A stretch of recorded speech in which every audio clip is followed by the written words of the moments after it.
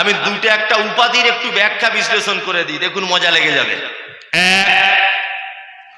পবিত্র আল কোরআনে আল্লাহ সুবহানাহু ওয়া তাআলা যত উপাধি দিয়েছেন মানুষকে, তার ভিতরে কিছু উপাধি খুব কল্যাণকর এবং সম্মানজনক, যেমন মুমিন।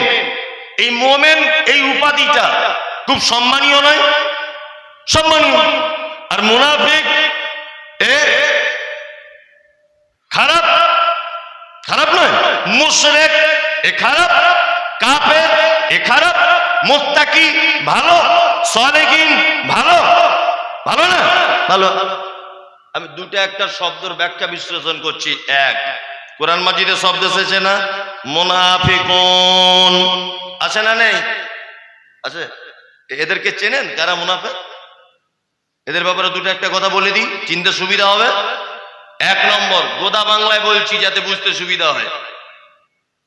এক, মুনাফিক সেই লোক যে একই জবানে একই ব্যক্তির ব্যাপারে ভিন্ন সময়ের ব্যবধানে উল্টো পাল্টা এবং দ্বিমত পোষণ করে, এ হচ্ছে পাক্কা মুনাফিক।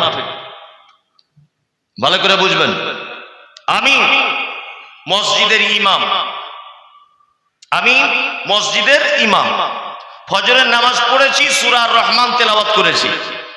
তো একটা লোক আমাকে গলা জড়িয়ে ধরে বলছে, সত্যি ইমাম সাহেব, কণ্ঠ শুনেছি, আপনার মতো কণ্ঠ জীবনে শুনিনি। আর আমাদের মসজিদে অনেক মানুষ ইমামতি করেছে, তবে আপনার মতো ভালো লোক হয় না। খুব প্রশংসা করলো। এখন আমার ছেলের হঠাৎ পাতলা পায়খানা, মরে যায় ভাব। আমার স্ত্রী আমাকে ফোন করে বলছে, একটু তাড়াতাড়ি বাড়ি আসো, ছেলেকে হসপিটালে নিয়ে যেতে হবে। তা আমি তাড়াতাড়ি, এমার্জেন্সি বলেছে, কাউকে বলার টাইম পাইনি, তাড়াতাড়ি করে আমি অন্য জনের মোটরসাইকেল ধার করে বাড়ি চলে গেলাম। যে লোকটা ফজরের সময় আমার প্রশংসা করলো, ওই লোকটা জোহরে এসে দেখছে আমি নেই। তখন ওই লোকটা বলছে, সবই ভালো, পরিবর্তন করে দিলে ভালো হয়, ঘন ঘন কামাই করছে। এ হচ্ছে পাক্কা মুনাফিক। এ কি পাক্কা মুনাফিক? মানে এ ফজরের সময় প্রশংসা, জোহরের সময় কি বদনাম, একে মুনাফিক। আর ইমাম সাহেবদের ভাইদের যারা আছেন, আমি তো বলে দিয়েছি যে আপনার চাকরির যদি কোনোদিন 12:30 বাজে, তা আপনার কাছে বসে যে লোকটা ভাত খায় আর আপনার মশারির পাশে বসে শীতকালে কম্বলে পা ঢুকিয়ে গুজুর করে গল্প করে, ওর কারণে তোমার চাকরি 12:30 বাজবে। কারণ তোমার যত গোপন তত্ত্ব সব ও জানে, আর কেউ জানে না। একটুখানি কিছু হয়ে যাক, সারা গ্রাম করে দিবে। বাস্তব বলছি না অবাস্তব? একদম। ওর থেকে দূরে থাকবেন, ওর ভিতরে মুনাফিকই রয়েছে। আর আরেকটা কথা বলি, মুনাফিক চিনতে বা বুঝতে গেলে কাকে কিভাবে বুঝবেন? মুনাফিক তার মুখে মিষ্টি কথা, অন্তরে বিষ, এ হচ্ছে মুনাফিক। কি বললাম বুঝলেন? কিছু মানুষ আছে সাদা চকচকে, সাদা পাঞ্জাবি পরে জুম্মার মসজিদে নামাজ পড়তে যায়, আর লোকে দেখে বলে, দেখ মনে হচ্ছে সাহেবের বেটা, অথচ ভিতরে আলকাতরার মতো কালো, তাই না? হচ্ছে মুনাফিক। কি বললাম বুঝলেন? চলুন, ইসলামে মুনাফিক কত খাতারনাক এবং একে চেনার উপায়। বাহ্যিক দৃষ্টিতে আমাদের নবী মুহাম্মদ সাল্লাল্লাহু আলাইহি ওয়াসাল্লাম তিনি বলছেন, মুনাফিক চিনতে গেলে বাহ্যিক দৃষ্টিতে তার 3টে গুণ। এক, কথা বললে মিথ্যা বলে। 2, ওয়াদা করলে খেলাপ করে। 3, আমানত দিলে ভঙ্গ করে। আর 4, আরেকটা হাদিসে এসেছে যে ঝগড়া অশান্তি হলে সে গালাগালি করে, অকথ্য ভাষায় কথাবার্তা বলে, তাই না? এইবার আপনাকে বলছি, সাহাবীগণ বলছেন, আল্লাহ রাসূল, একটা লোক মিথ্যা বলে, একটা লোক আমানতের খিয়ানত করে, একটা লোক ওয়াদা খেলাপ করে, কিন্তু ঝগড়া হলে গালাগালি করে না, এর উপায় কি? এ কি মুনাফিক? বাচ্চাদের যখন আমাদের ছোটবেলাতে ফোঁড়া টোড়া হতো, তখন মায়েরা ঠ্যাং হাত পা বেঁধে বা ধরে এরকম করে টিপতো না, টিপতো। আর একটা আমাদের দেশের ভাষাতে, দেশ তো নয়, মানে আমাদের পাড়া গ্রামের ভাষাতে বলে যে ওর বীজ যতক্ষণ না বার না করবি, ও ততক্ষণ আবার অন্য জায়গায় গিয়ে উঠবে। বলতো না পাড়া গ্রামের মা চাচিরা, যেমন করে দড়ি দিয়ে বেঁধে হলেও বাচ্চার বীজ বার করতে হবে, তাই না? তাছাড়া অন্য জায়গায় আবার উঠবে। এটা হয় কি হয় না? আপনাদের কেন বলে নিশ্চয়ই বা করে? ঠিক কেমন আল্লাহ নবী সাল্লাল্লাহু আলাইহি ওয়াসাল্লামের ভাষা, ওটা গোদা বাংলায় বলছি, বুঝতে সুবিধা হবে। যার ভিতরে চারটের ভিতরে একটাও রয়েছে, ওর বীজ রয়েছে মুনাফিকের। ওই বীজটাকে উপরে তুলতে হবে, তার মানে ওইটাকেই ছাড়া লাগবে। কি বললাম বুঝলেন? চলুন এবার আপনাকে বলে দিই, আভ্যন্তরীণ মনের দিক দিয়ে মুনাফিক কারা চিনবেন কেমন করে? আল্লাহ বলেন, ওমিনান নাসি মাইয়াকুলু আমান্না বিল্লাহি ওয়া বিল ইয়াউমিল আখিরি ওয়া মা হুম বিমুমিনিন। দল দল মানুষ আল্লাহ রাসূলের কাছে এসে বলছেন, আপনি তো আল্লাহর নবী। হ্যাঁ, আপনাকে আমি আল্লাহ নবী বলে মানি, আখিরাতকে বিশ্বাস করি, আল্লাহকেও বিশ্বাস করি, শেষ দিবসকেও বিশ্বাস করি, সবকিছুই ওকে। আল্লাহ নবীর সঙ্গে থাকতেন, আর যত গোপন কথা সব আবু জেহেল আবু লাহাবের কাছে গিয়ে গোপনে গোপনে পৌঁছে দিত। আল্লাহ তাআলা ওদের ব্যাপারে বলছেন, ওমা হুম বিমুমিনিন, একজন তারা কেউ মুমিন নয়, তারা কে? মুনাফিক। এবার আপনাকে বলছি, এরা ইসলামের কত খতরনাক পাপী। এক, বলুন তো পৃথিবীর সবথেকে বড় পাপের নাম কি? ভয় ভয় করছে নাকি? শিরক। বলুন, শিরক। পৃথিবীতে সব থেকে বড় পাপ, তার নাম শিরক। পৃথিবীর দ্বিতীয় বড় পাপ পিতামাতার সঙ্গে অসদ্ব্যবহার করা, ধরে নেন। তারপর ধরে নেন অন্যায়ভাবে কাউকে হত্যা করা। তারপরে আপনি ধরে নিতে পারেন মিথ্যা সাক্ষ্য দেওয়া। তারপরে ধরে নিতে পারেন এতিমের মাল অন্যায়ভাবে আত্মসাৎ করা। তারপরে আপনি ধরে নিতে পারেন মদ পান করা। তারপরে ধরে নিতে পারেন সুদ খাওয়া চক্র বৃদ্ধি হারে। এগুলো কি পাপ? বড় পাপ, তাই না? কাবিরা পাপ, তাই তো? ইসলামের 70টা কাবিরা পাপ বর্ণনা পাওয়া যায়। 70টা কাবিরা পাপ আছে, তার ভিতরে আমি কটা বললাম। আচ্ছা বলুন, একটা লোক শিরক করা অবস্থায় মারা গেল, ও যদি জাহান্নামে যায় তা যাবে, মোটামুটি জাহান্নামেই যাবে। একটা লোক যদি তার সুদের টাকা খায় আর ও যদি ওই কারণেই জাহান্নামে যায় তা জাহান্নামে যাবে।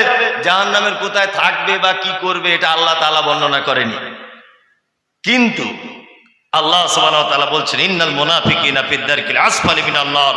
মুনাফিকরা এত নিকৃষ্ট পাপী যে তারা জাহান্নামের একেবারে নিম্ন স্তরে থাকবে।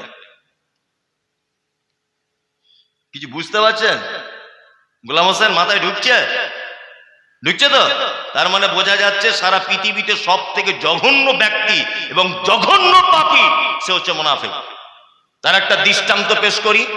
সারা পৃথিবীতে মুসলিমদের উপরে যত বিপর্যয় এসেছে, সমস্ত বিপর্যয়ের পিছনে এক শ্রেণীর মুনাফিকদের হাত ছিল না? ডাক্তার জাকির নায়েক নাম শুনেছেন?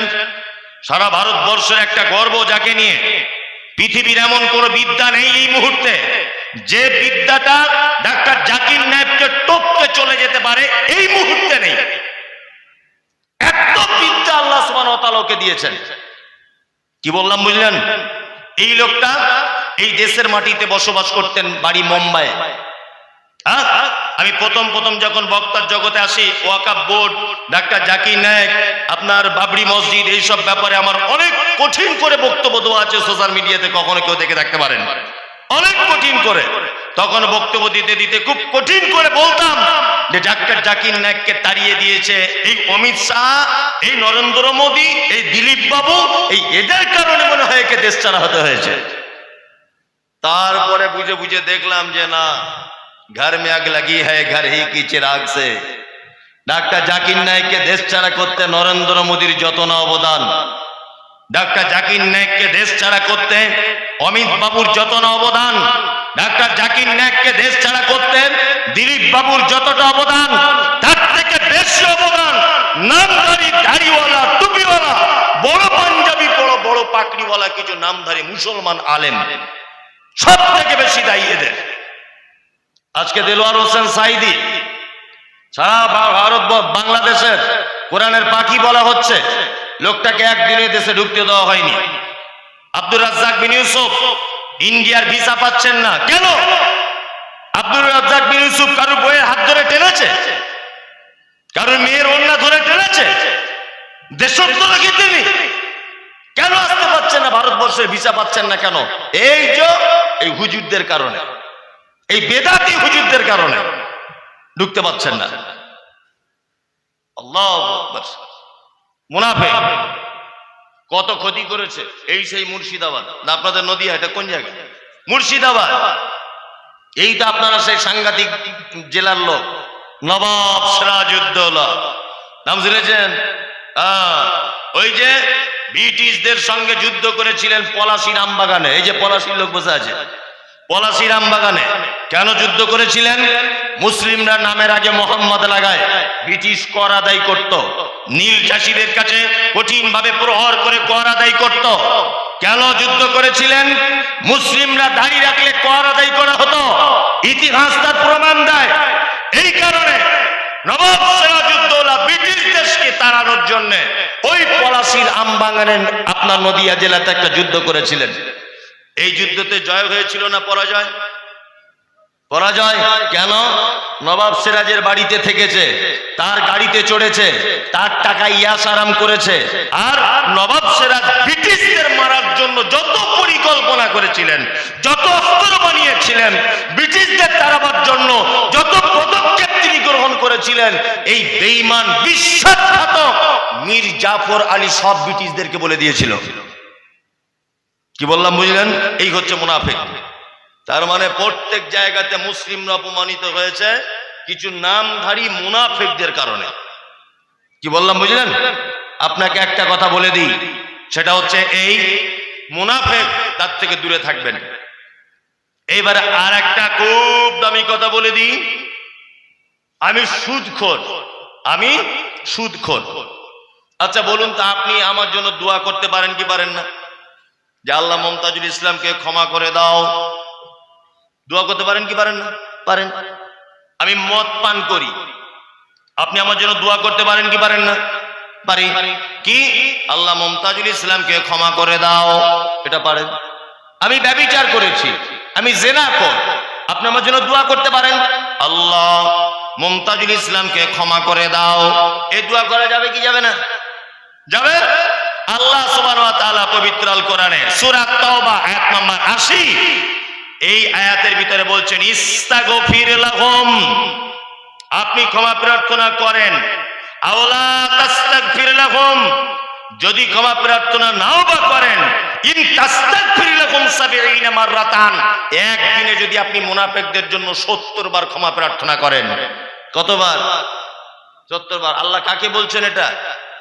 মুহাম্মদ সাল্লাল্লাহু আলাইহি ওয়াসাল্লামকে বলছেন। কি বলছেন?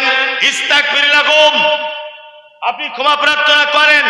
আওলা তাস্তাগফির লাহুম, ক্ষমা প্রার্থনা নাই বা করেন, ইন তাস্তাগফির লাহুম 70 মাররাতান, একদিনে যদি আপনি মুনাফিকদের জন্য 70 বার যদি ক্ষমা প্রার্থনা করেন, আল্লাহ বলছেন ফালা ইয়াগফিরাল্লাহু লাহুম, কোশ্চেন কালেও আমি আল্লাহ মুনাফিকদের ক্ষমা করব না। কি বলছি বুঝতে পারছেন? তার মানে মুনাফিকদের জন্য দোয়া পর্যন্ত করা যাবে না, ওদের জন্য ক্ষমা পর্যন্ত প্রার্থনা করা যাবে না। কারণ আল্লাহ তাআলা বলছেন যালিকা বিআন্নাহুম কাফারু বিল্লাহি ওয়া রাসূলিহি, নিশ্চয়ই তারা আল্লাহ এবং তার রাসূলের সঙ্গে কি করেছে? অস্বীকার করেছে। আল্লাহু লা ইয়াহদিল কওমাল ফাসিকিন, আর তারা ফাসিক অবস্থাতে মৃত্যুবরণ করেছে। আর ফাসিকদেরকে কখনো আল্লাহ হেদায়েত দান করে না। তার মানে জানা গেল মুনাফিকদের জন্য দোয়া পর্যন্ত করা যাবে না। এত খাতারনাক। কোটি কোটি টাকা সুদ খেয়েছে, তার জন্য দোয়া করতে পারেন, অসুবিধা নেই, কিন্তু মুনাফিকদের জন্য দোয়া করবেন না। আর একটা কথা বলে দিই, আমি সুদখোর, আমি মারা গেলাম, বলুন তো আমার জানাজা পড়া যাবে কি যাবে না? বলুন। আরে লেগে তো যাবেন, হ্যাঁ না যে কোনো একটা বলুন না। যাবে। ইয়েস, ও ঠিক বলেছে, যাবে। কি বললাম বুঝলেন? যাবে। দুই, আমি মদ পান করি, আমার জানাজা পড়া যাবে কি যাবে না? যাবে।